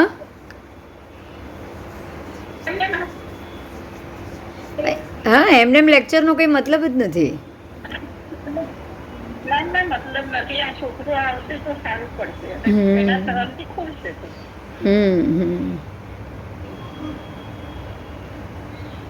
કંઈ વાંધો નહીં. હવે બસ ચલો, કાલે લેવાનું છે. કાલે બપોરે હું પછી કરી દઈશ કેટલા વાગે.